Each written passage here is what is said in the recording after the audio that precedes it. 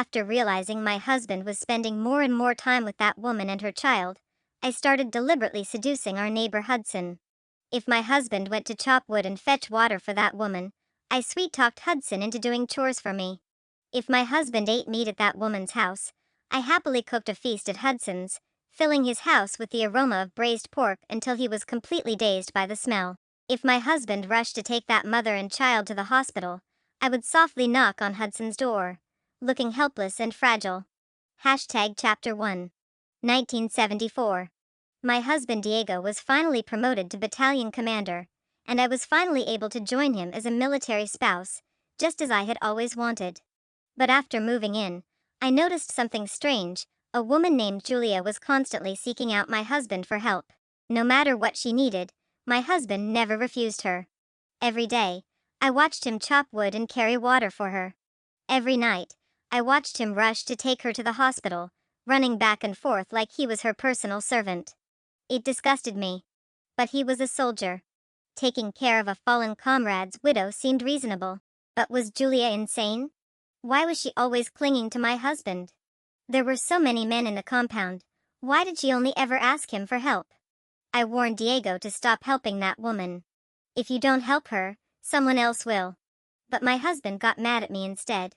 He called me selfish, said I lacked compassion. He said, Julia's husband was my comrade. He sacrificed his life. I should help care for his widow and child. He told me, she's struggling to raise a child alone. As a military wife, you should be helping me take care of her. I snapped back. Is my husband the only one in this entire compound who was her husband's comrade? If she needs help, why does she always come to you? He fired back, Zoe, what kind of nonsense are you saying? If others were willing to help her, she wouldn't have to come to me every time. I pressed on, Diego, why is no one else helping her? Are you saying every other man in the compound has poor ideological awareness except for you? He snapped, stop talking nonsense. Don't insult my comrades. They just have their own families to take care of. They don't have time to help her. I was furious. So our family is the only one that isn't busy? Fine. Then go chop our own firewood and fetch our own water first.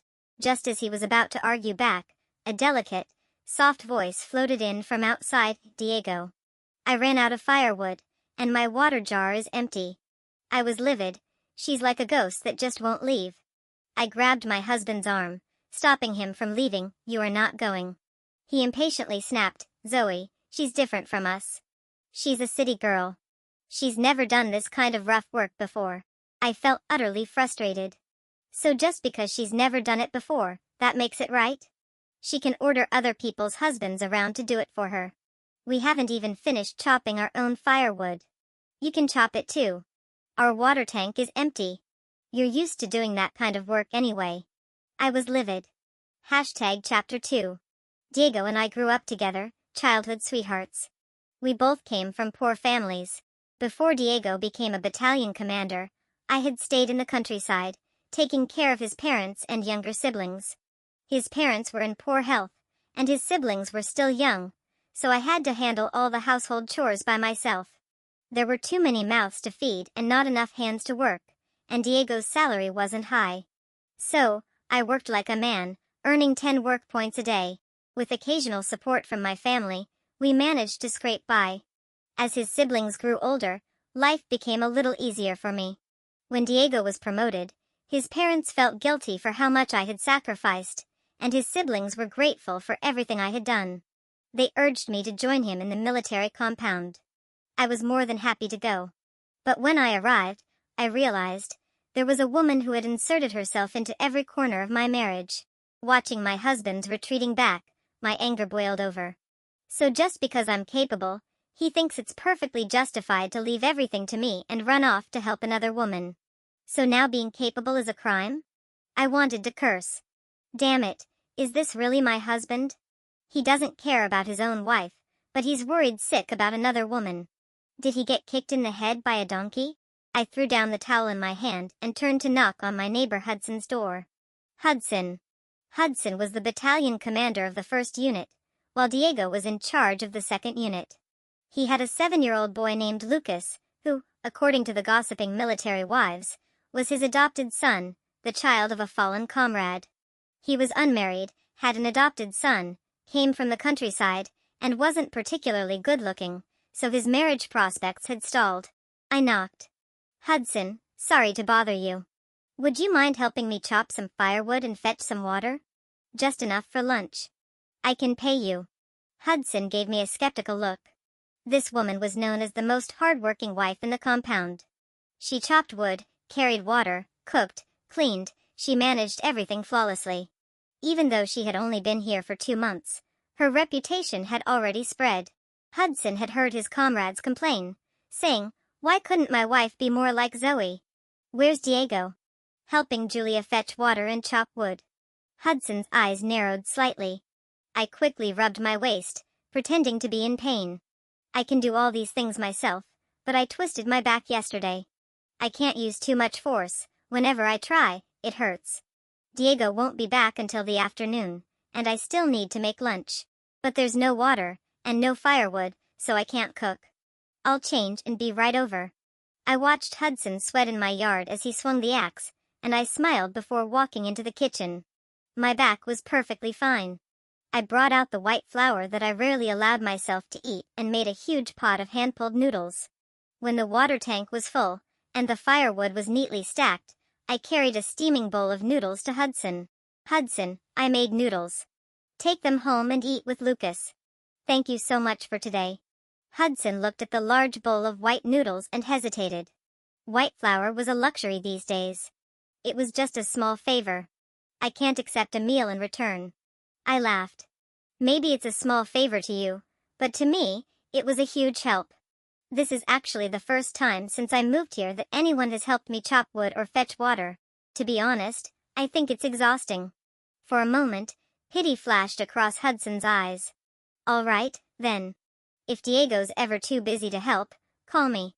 I pretended to hesitate, then smiled sweetly. "How could I possibly trouble you again?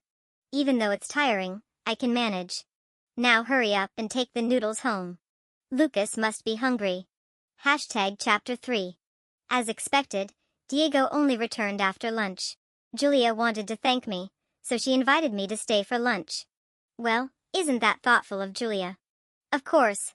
She's educated, knows how to show gratitude properly. I fumed. So, because I didn't go to school, because I wasn't educated, that meant I didn't know gratitude? Where did he get the audacity to say something like that? Since it was a rest day, Diego naturally went back to Julia's house to work for her. And I went to knock on Hudson's door again. I hesitated slightly, pretending to be a little embarrassed. "Hudson, I haven't been feeling well these past couple of days. You know how it is with women, those days of the month. I can't handle any heavy work. And now, I'm out of water and firewood." The man shifted uncomfortably. "Diego's helping her again?" I nodded. "Let's go, then." This time, Hudson worked even faster. He finished before lunchtime and headed home. I, on the other hand, cooked a massive bowl of hand-pulled noodles with sauce. And this time, I brought it straight next door. "What's this?" "A thank you meal, of course. Lucas, grab a bowl. Today we're having noodles with sauce.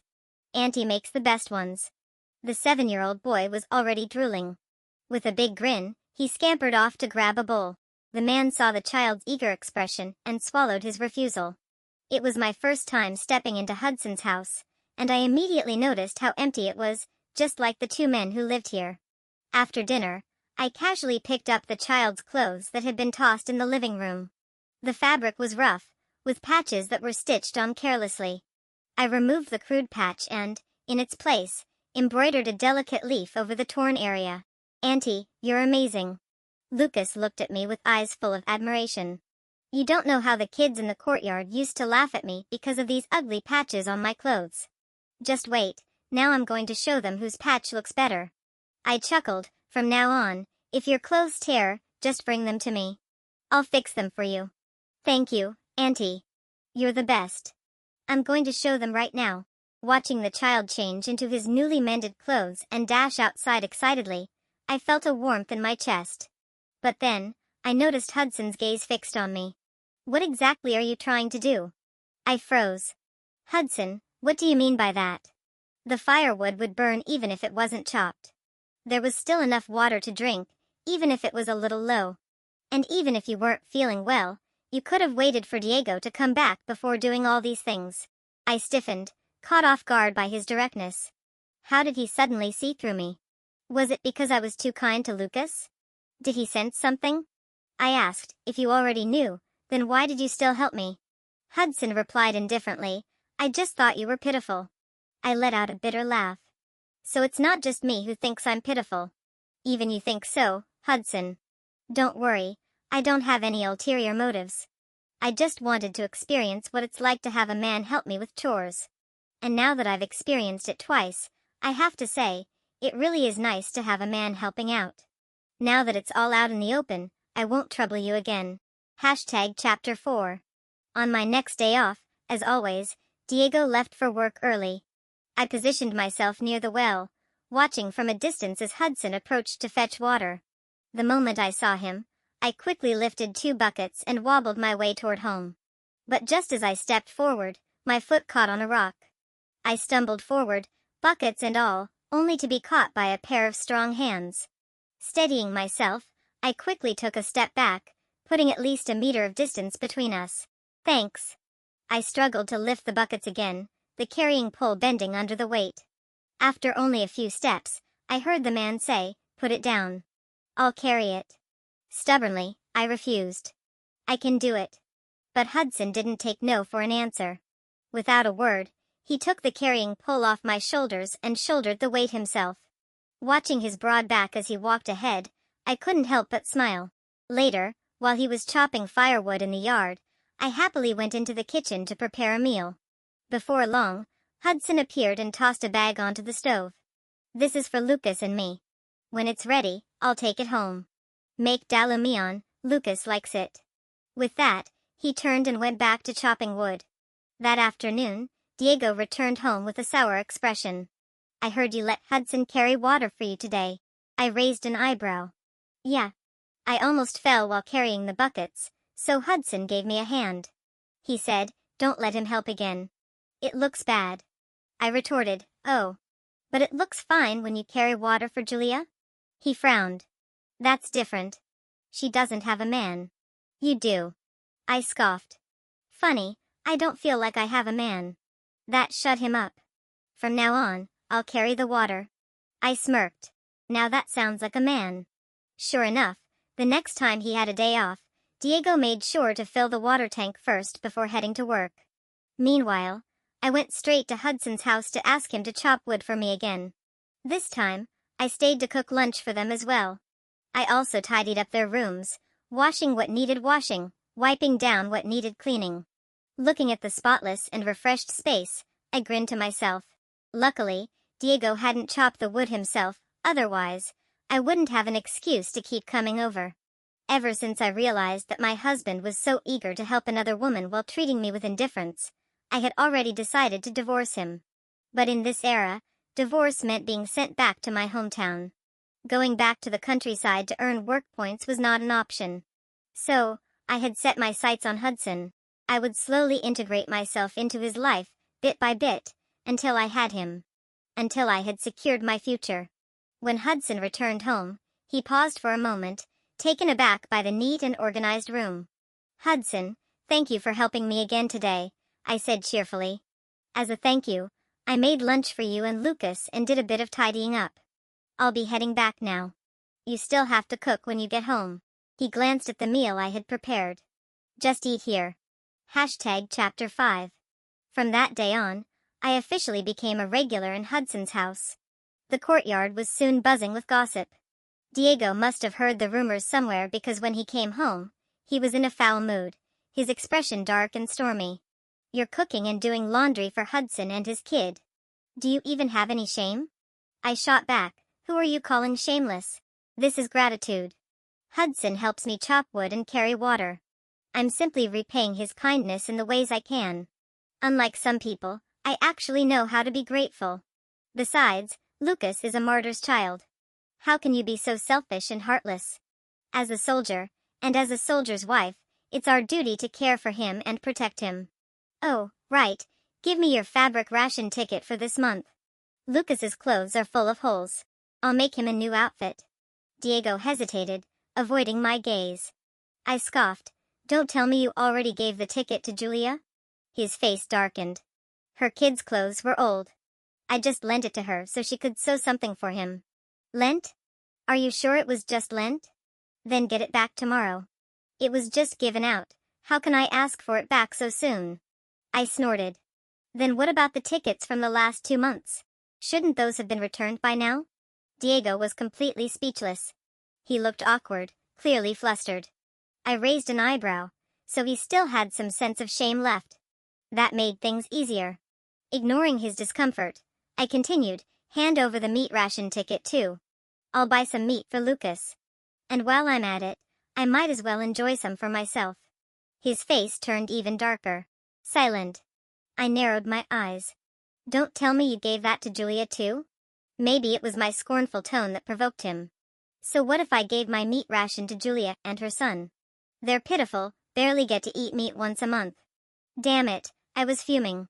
I'd been in this courtyard for 3 months, hadn't bought a single piece of clothing, hadn't eaten any meat, and yet all of Diego's rations had gone straight into Julia's hands. This bastard of a man. I really couldn't wait to kick him to the curb. But my next move wasn't fully secured yet. I still needed a few more days. Losing to a widow after being childhood sweethearts. I really was a fool. This dog of a man enjoyed my care while craving another woman's tenderness. Fine. Time to pick up the pace. The next day, I saw Julia carrying a slab of meat back home. Sure enough, by dinner time, Diego had been summoned to help her again. Feeling quite pleased, I headed straight to Hudson's house. When he saw me arriving at this hour, he assumed I needed something. You need something? Nope. I saw you bought some meat today. Lucas said your cooking isn't good, so I thought I'd help you cook it. Not good? Since when did Lucas get so picky? Still, he didn't argue. All right. Once it's done, bring some back, you and Diego can eat too. Julia bought meat. Diego's helping her cook. I said it casually, without much emotion. But I clearly saw a flicker in Hudson's eyes, not pity, but heartache. Yes, heartache. I made hong shao rou, braised pork belly. Hudson and Lucas devoured it like it was the best meal they'd had in months. Auntie, you should eat too. Your braised pork is way better than my dad's. This is what meat should taste like. If my cooking is so bad, then don't eat it next time, Hudson muttered. Fine, I won't, Lucas huffed. I'll just bring my grain rations to Auntie and have her cook for me. I chuckled. All right. Just tell me what you want to eat, and I'll make it.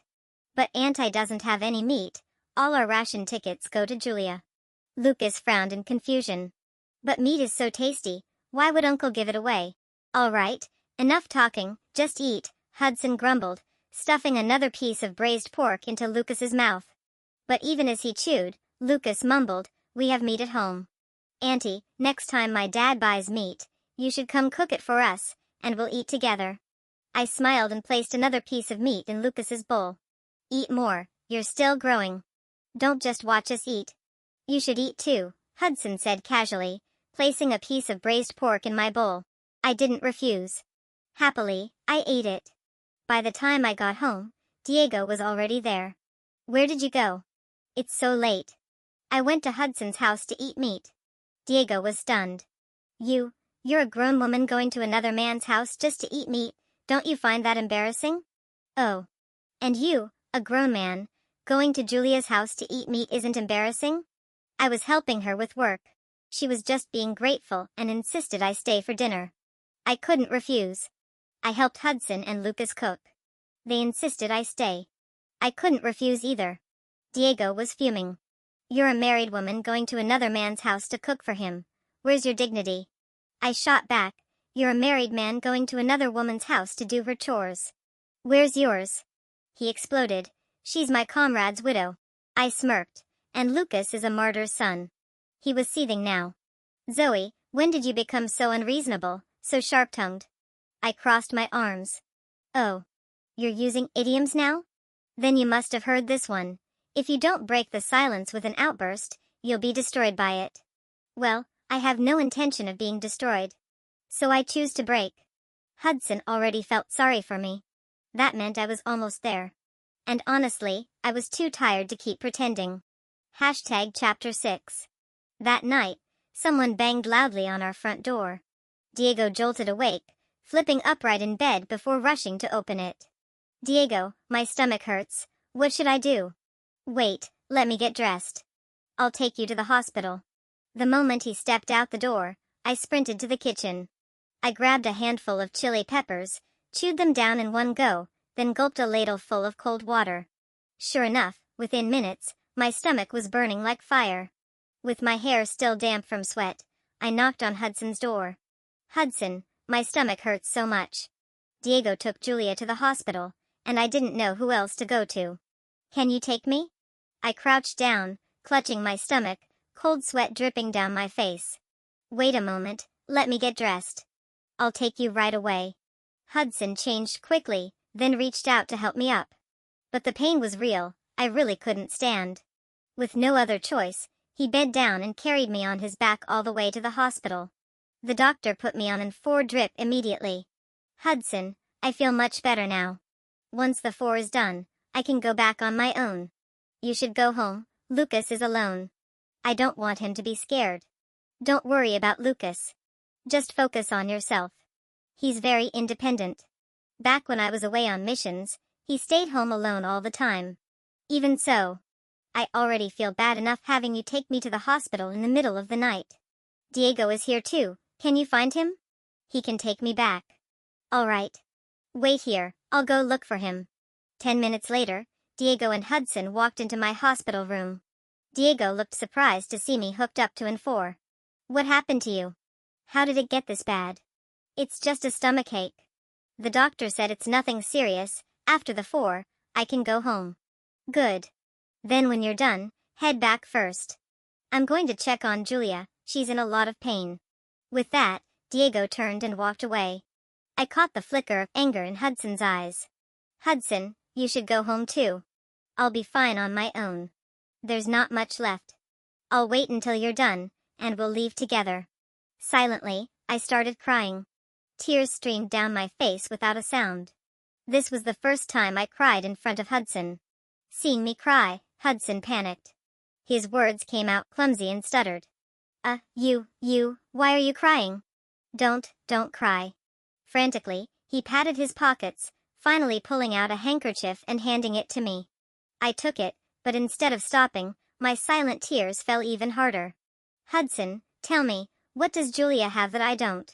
Why is my husband willing to do everything for her, but doesn't even care about me? Hudson looked at me, visibly uncomfortable at my sorrow. I'll go get Diego and bring him back. I quickly shook my head. Forget it. Julia has it hard too, she's a widow with a child. Let him take care of her.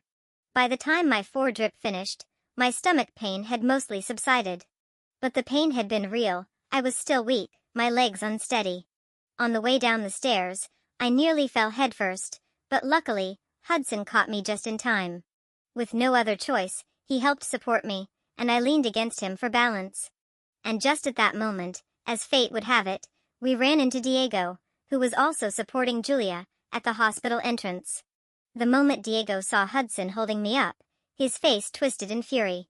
What the hell are you two doing? Get your hands off her.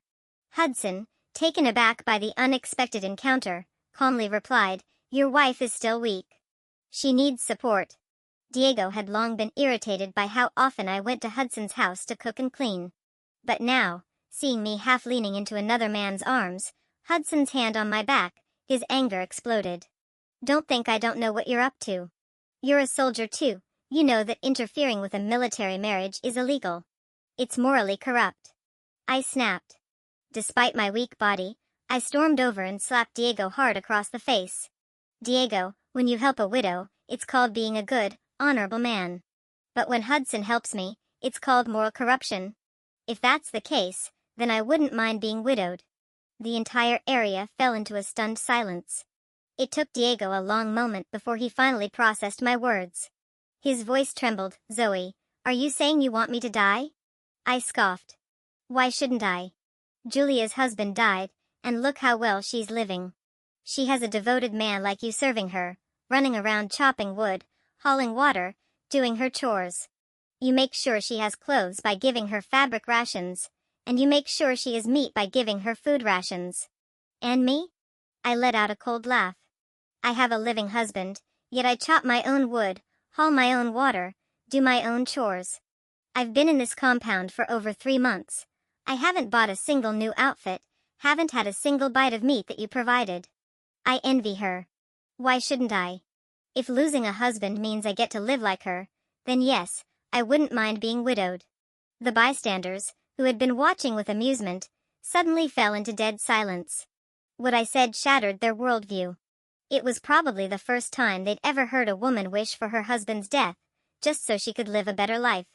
After a long, stunned pause, someone whispered, "This wife.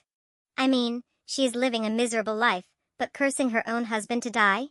That's vicious." "Don't be so quick to judge," another voice argued. "I think she's just furious. These aren't real wishes, they're words spoken out of anger. I mean, what's the point of having a husband if you still have to do everything alone? She might as well divorce him." The murmurs spread. People weren't just pointing fingers at me anymore. They were pointing at Diego too. Chapter 7. I ignored the murmurs and whispers of the crowd, turning away and staggering home. With so many people around, Hudson couldn't help me. By the time I made it back, Diego still hadn't returned. It was a long while later before he finally walked through the door. Seeing that I was still awake, he scowled. "Zoe, let's get a divorce." Diego's face darkened instantly. "What the hell are you talking about? After the scene you made at the hospital, you still want to cause trouble?" "Oh, Diego, that was nothing. I want a divorce." "Stop being ridiculous." "Divorce, my ass." I didn't back down. "Write up the report. I'll sign it." His expression twisted with anger. "You've got your eye on Hudson, haven't you?" Well, he wasn't wrong. But I sure as hell wasn't going to admit it. "If you don't file for divorce, I'll go straight to the political commissar and talk to him." Diego snapped. "Are you out of your mind? What are you going to tell him? That I shouldn't be helping Julia and her son?" Slap. I smacked a piece of paper onto the table in front of him. "If you don't write the divorce report, I'll take this to the commissar instead." Suspicious, Diego grabbed the paper and squinted at it. 10 questions, 10 answers. "What the hell is this?" He started reading out loud. Question 1. Your own water tank is empty. Julia's water tank is also empty. Who do you fetch water for? Answer, Julia. Diego scoffed. "This is nonsense." "Of course, Julia. You're perfectly capable of fetching your own damn water." I said nothing. He kept reading. Question 2. Your own firewood is gone. Julia's firewood is also gone. Who do you chop firewood for? Answer, Julia. He snorted. Again, obviously Julia. She's a delicate city woman, she can't do that work. You know how to chop firewood just fine. I stayed silent. He kept reading. Question 3. Both Zoe and Julia need new clothes. Who gets the fabric ration? Answer, Julia. This time, Diego didn't respond, he just kept reading. Question 4. Both Zoe and Julia haven't had meat in a long time. Who gets the meat ration? Answer, Julia. His voice began to falter. Question 5. Zoe and Julia both fall ill at the same time. Who gets taken to the hospital? Answer, Julia. Diego hesitated. I didn't know you were sick too. If I had known, I would have taken you to the hospital. I remained silent. Question 6. After Zoe and Julia are discharged, who do you stay with? Answer, Julia. Question 7. If Zoe and Julia both call for you, who do you rush to first? Answer, Julia. Question 8. Zoe and Julia both want to watch a movie. Who do you go with? Answer, Julia. Question 9. Who is your wife? Answer, Zoe. Question 10. How do you be a good husband? Answer, take care of Julia and her son. Make sure they don't have to do any hard labor. Let your own wife haul water and chop wood. Let Julia and her son eat meat. Let your wife eat coarse grains and vegetables. Let Julia and her son wear new clothes. Let your wife wear old ones. If Julia falls sick, stay by her side at all times. Diego's voice got quieter and quieter, until eventually, it disappeared completely. I looked at him coldly. If you don't file the divorce report, I'll take this straight to the commissar and request the divorce myself. Your choice. Either you hold on to me and refuse the divorce, or you and Julia's reputation both go down in flames. Pick one. Diego clenched his jaw. Zoe. I thought you were used to this. I never noticed. From now on, I'll make sure to finish our household chores before helping her. I laughed bitterly. Even now, he still refuses to let go of Julia. There is no from now on. If I don't see the divorce report tomorrow, I'm going straight to the commissar. Diego was furious. Zoe, tell me the truth. Are you this determined to divorce me because you have feelings for Hudson? I smiled. Who I like is none of your damn business. But one thing's for sure, if I do remarry, it will definitely be to a man who chops wood, fetches water, and buys me clothes and meat. Chapter 8. The next morning, sure enough, I saw the divorce report. I signed my name. Diego insisted on submitting it to the political commissar himself. I refused. What if this bastard tried to trick me and didn't submit it? So, I followed him straight to the commissar's office. The commissar frowned. What's going on with you two? You think divorce is a game? Commissar, we both agreed to this, I said firmly. Diego, do you want to explain, or should I? Diego caught the warning in my tone. Commissar, our relationship is broken. We've already discussed it. Just let it go. The commissar looked at him in frustration.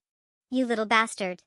The entire compound envies you for having such a hardworking and virtuous wife, and yet you still screw things up. I quickly chimed in, Commissar, we truly don't get along anymore. There's no need to waste time persuading us. Please just process the paperwork quickly. I want to return to my hometown and start earning work points as soon as possible. The commissar pointed at Diego. I'm asking you one more time. Are you sure about this? I saw Diego hesitate and immediately pushed him. Diego, I don't want to drag this out with the commissar any longer. Diego gritted his teeth. Commissar, I'm sure.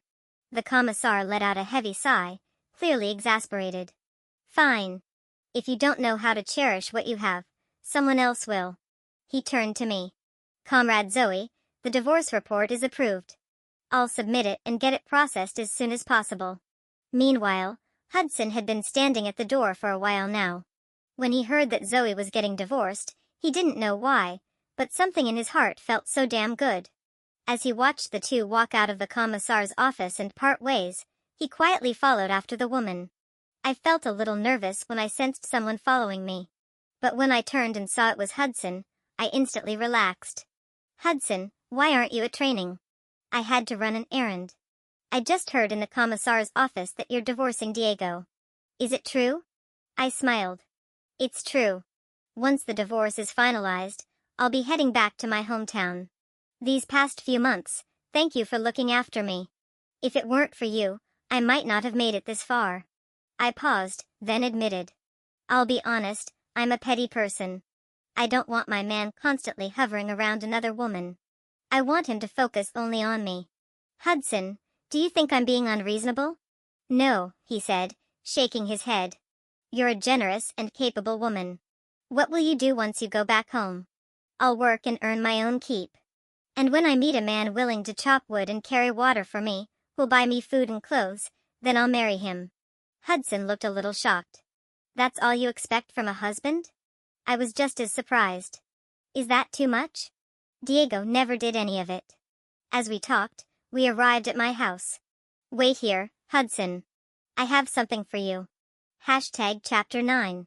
I went back inside, pulled out a pair of handmade cloth shoes, one large, one small, from my bundle, and brought them outside to Hudson. When Hudson saw the shoes, he froze for a moment. He hesitated, as if unsure whether he should accept them. But when he saw the hopeful look in my eyes, as if possessed, he reached out and took them. I should pay for these, he said. Hudson, this is my way of thanking you and Lucas for letting me taste my first bite of meat in the family compound. No need for money. But once I go back to my hometown, if you and Lucas ever wear out your shoes, you can write me a letter, I'll make more. That time, I'll charge you. Hudson held the shoes in his hands, looking a little dazed, and then returned to his unit in a trance. A few days later, Diego and I received our divorce papers. That very night, I grabbed my belongings and knocked on Hudson's door. Hudson looked surprised when he saw my bag. I finalized my divorce with Diego today. I came to say goodbye to you and Lucas. I'll be heading back to my hometown tomorrow. So soon? Where will you stay tonight? I'll spend the night at the guest house and buy my ticket home in the morning. It's getting late, I should go. I'll walk you there. On the way to the guest house, a man suddenly stepped in front of me. Comrade Zoe, let me introduce myself. My name is Romeo. I'm 30 years old and currently serving under Hudson as a company commander. But soon, I'll be promoted, which means I'll be able to bring my family with me on deployment. I've never been married before, and I think you're an outstanding woman. I'd like to pursue a relationship with you. I was stunned. I hadn't expected to be this popular. Hello, Commander. I just got divorced. I haven't even thought about marriage yet. Then take the night to think it over. I'm serious about this. I nodded quickly and slipped into the guest house before he could say another word. Romeo, you're really shameless when it comes to chasing a wife. She just got divorced. You don't get it, Captain. Zoe is beautiful, capable, and now that people know she's divorcing Diego, a bunch of our brothers have their eyes on her.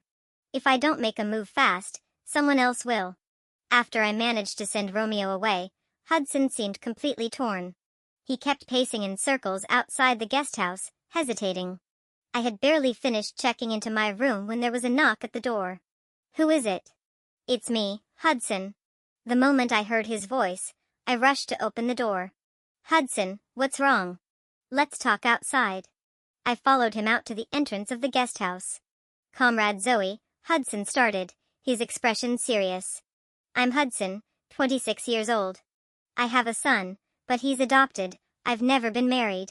I'd like to pursue a relationship with you, if you're willing. My family is from the countryside, but my younger brother looks after them, so I don't have any burdens. I could have died from happiness right then.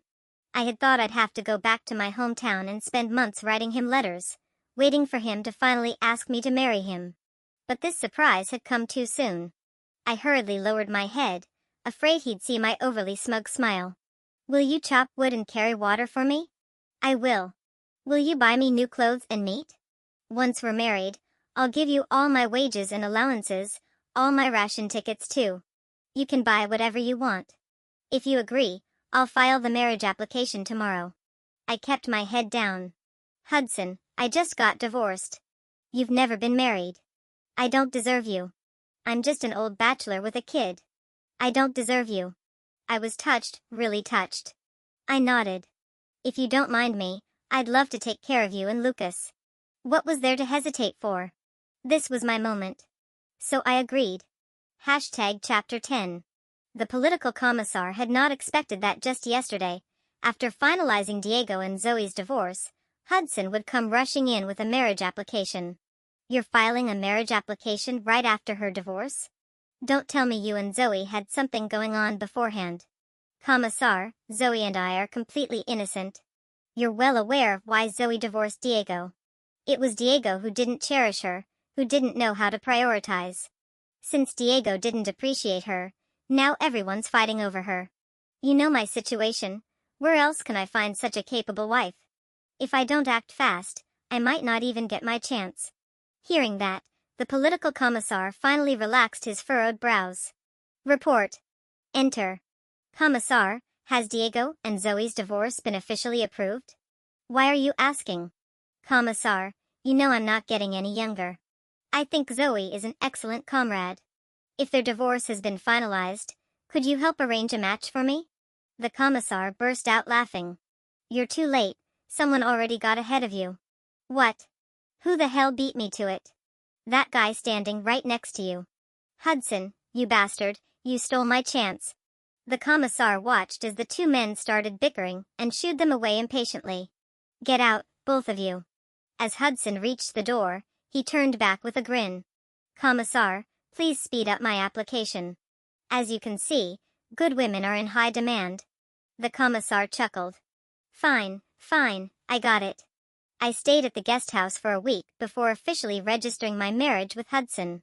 Diego, upon hearing the news, was furious, but there was nothing he could do.